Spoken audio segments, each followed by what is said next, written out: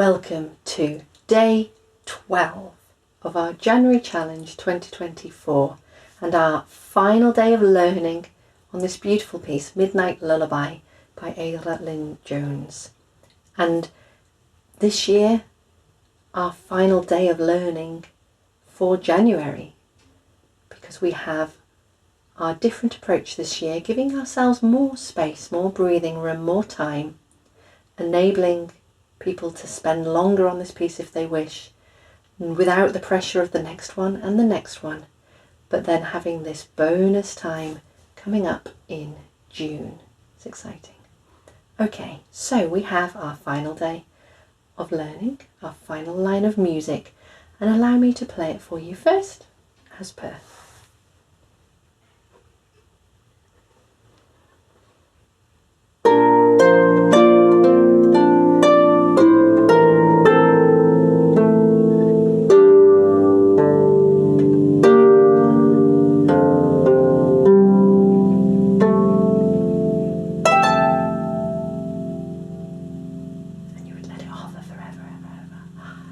Eventually you may damp, but let it hover for a nice long time. Okay, so what do we have here? We have our ending. We have our it's a grand finale, but it's not grand, it's not ostentatious. It's that gentle hug, really, or maybe that Welsh term of a cwtch, which is even more special than a hug. There's a special warmth to a cwtch. So what should we start with? Let's start with the left hand. I always do. We have another lovely pattern. This is all very similar to other things we've done, but because it's the ending, we're going to get ourselves home to a nice F chord. So we're starting on B, F, B and crossing under. We know that shape. Opening up to the A, E with thumb on the C. We know this as well. Going down to the A. Then we have, unusually for the G shape, G, D, but stretching to the B. So this is new. It's not a new shape, it's actually very similar to what we've just done. But we haven't done that from a G chord for this piece. So we play the G, D, lots of time, then the B. And then our final four notes in the left hand, I'm going to give you a choice. Okay, because they are the same as the first four notes in our left hand. And as such, it would be nice to do that lovely hop, 4, 2, 2, going to the 1. Okay? And really, I'd like to request that you do that.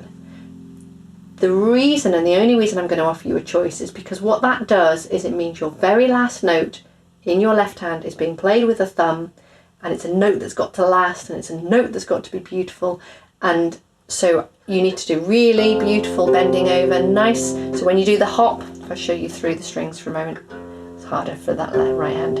Nice and low, so they've got loads of room for that thumb to bend over. Now if you can do that, A star, top of the class, that's what I'd like you to do because it fits the piece. However, if you're finding that that thumb just doesn't quite sound right, it may be that your hand is a shape that can't do these bending overs in the same way. You know, we all have different hands, we all have different conditions that affect our hands in different ways, and it just doesn't ring out quite as beautifully as you'd like. Okay, so the alternative that I'm going to offer you is that you could do F to C, thumb on the G, and then cross under. I would cross under with 2. If your hand needs it to be a finger 3, that would be okay. Just to get a particularly beautiful sounding last note. Okay, so the pros of that, the good reasons for doing that, is to get that really nice last note and be consistent on it. The negatives of that is that it changes the pattern for that fingering, for that shape, and may make you want to do that change elsewhere when we've actually got this really nice clever move that we've worked so hard on prior to now. So I will let you decide how you're going to do it. If you can do the hop and end beautifully with that thumb, I think it's really fitting. It's really nice to do. But if you wish, just here, because it's the end, you could cross under and then have that lovely final note, okay, which is then tied over and it rings and rings and rings. Okay, top hand. The first notes here, we have the same as we had twice in yesterday's piece. We have a D and a B going to a thumb, so we're going to do 2 and 4. And again, it hasn't been written in because now it's happened a couple of times. We go, oh, we know this pattern, and we know this pattern, and we know this lovely manoeuvre to make it work. So 2 and 4, third finger moving to the F, we play the thumb, and we hop our thumb to the D. Okay, so we did that pattern twice yesterday, once on those actual notes, but 2 times. So D and B with 2 and 4, finger 3 and hop the thumb. Okay, so we can do that, we've done that before. Then we're coming down, thumb on the D, 2 and 4. This is like yesterday ended when we went da chong, but this time we're going to be moving on. Okay, so we play the D, and then before we play this chord, we're going to get our thumb ready on the B.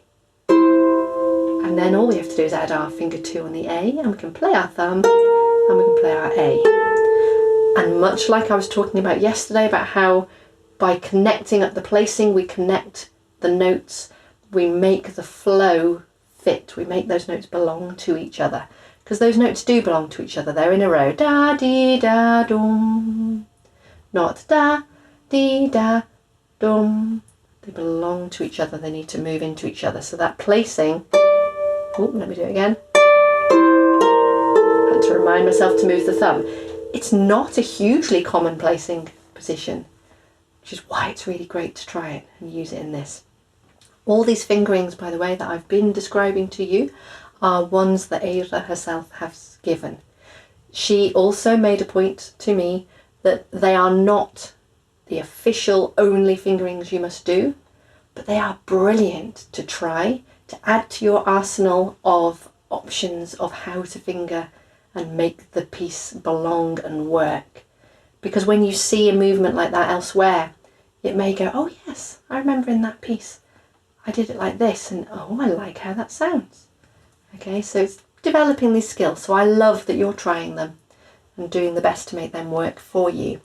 So that move again, D is on with a thumb, 2 and 4.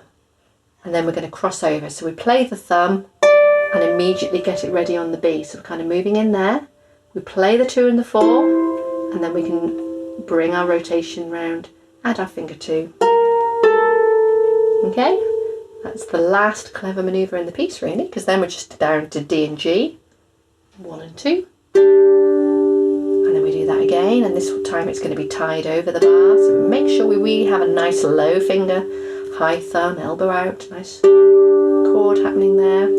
And then we've got time to move up, and our final chord, which happens just in the right hand, is either side of the black with E and G and thumb on the A.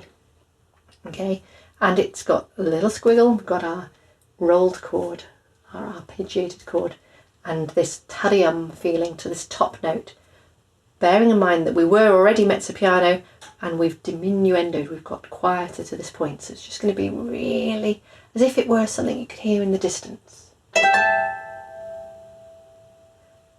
Okay, making sure that it doesn't become a tickle and it doesn't become a weak thing. There's softly and then there's weak, 2 different things. So notice how my hand, how the fingers come in, the thumb bends over. So even though I'm playing it gently, I've taken that time to ensure that the move has completed. And then I allow my hand to kind of hold the sound there, and then eventually it can come away. All right? Holding that magic, allowing the sound to fill the space even when it's very, very soft. Okay, let's put all of that bit together. Okay, just the right hand for the moment. So we've got this lovely move at the beginning, which we did twice yesterday. So 2 and 4 with thumb ready on the C. And then we're going to move our finger 3 onto the black F in a moment. Okay, then after that, maybe just give that a squeeze for a minute. Then we're going to move to D, C and E. Same size gap you just had there. and technically just up one, so thumb on the D, 2 and 4, we're going to have that. We're going to do our crossing over, B, A, and then the next note is just down one, but we've had to move everything. So make sure you take your whole hand down to the D's and the G's, and then when we come up here, the whole hands come up. Okay, so we'll try it in time. D and B, thumb ready, and then we're going to be walking 1 and 2 and 3 and back on 3 and D and G and 2 and lots of time 2 and 3 and really gentle but really bending in. And actually there'll also be a writ in there, which will be easier once we're playing the other hand. So there'll be even more time to get that top chord ready. Okay, so left hand, B, F, B crossing under, opening up to the A, E, C. We've done that plenty of times. Staying open, G, D, but thumb on the B. And this is where we'll start slowing down. And then that ending, ideally with the fingering from the beginning. Do your beautiful thumb. Okay, have a little go at putting that together, and again we might build this up in sections, so we might try that first bar. Here's our count, 2 and 3 and. So although I've stopped there, I have made sure that I've placed the next bit of the right hand. So that counts as that bit of practice. So it isn't just the playing these notes in the right place. It's being ready. Am I ready? Even though I'm not going to play it, have I got my top hand ready? And then you might do the same thing again, but this time just get placed a little bit further. So I might play the top hand ready is my left. Yes, it is. I caught another string, but it's there. It's ready. Okay, and then I might go, right, I'm just going to go straight in on this. So 2 and 3. Did I do the crossing over? Yes, I did.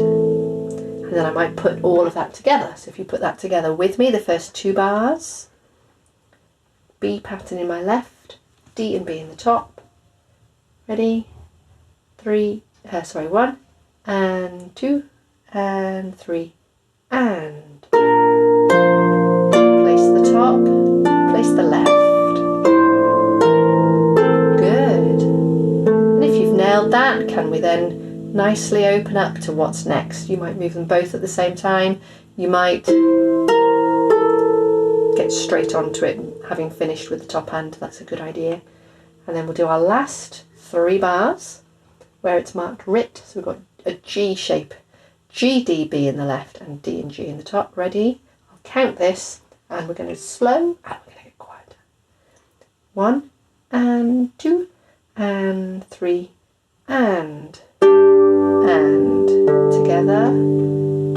Left hand down. Getting slower and slower and beautiful, beautiful, beautiful. Well done. And then we'll work on putting that all together. So. Join me on the play along video where we will put today's together.